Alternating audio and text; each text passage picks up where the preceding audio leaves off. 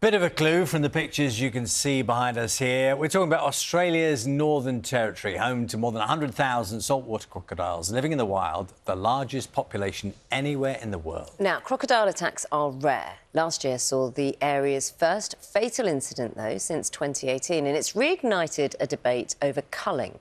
Our Australia correspondent Katie Watson can explain from Darwin. One of the world's most feared predators. But this is a dream job for Kelly and David, removing saltwater crocodiles that have come too close to the city. Every week they're out on the water, securing the salties, as they're known here, and getting them on board safely.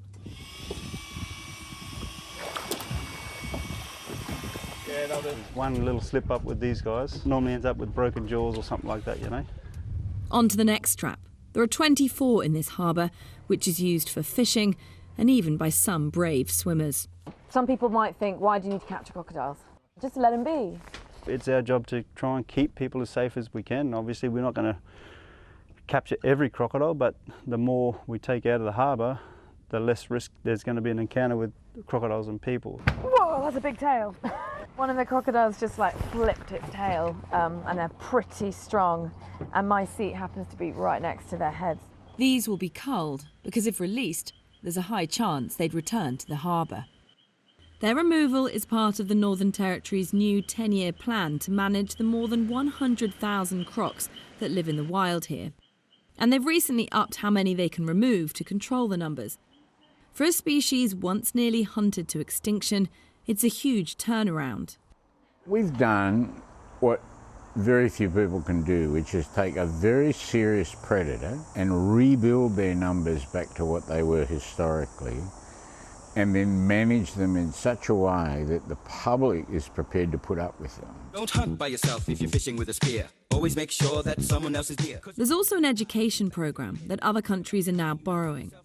Police are searching for a child missing from a remote Northern Territory community who has reportedly been attacked by a crocodile.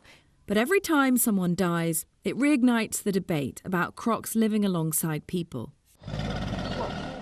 The fact is, they bring in money. Croc farms were introduced to stop illegal poaching, and famous fashion labels have bought stakes in them. I might eye off a small buffalo. I really start to make it. Tourism's a money spinner too, and there's a real push for Aboriginal communities to benefit.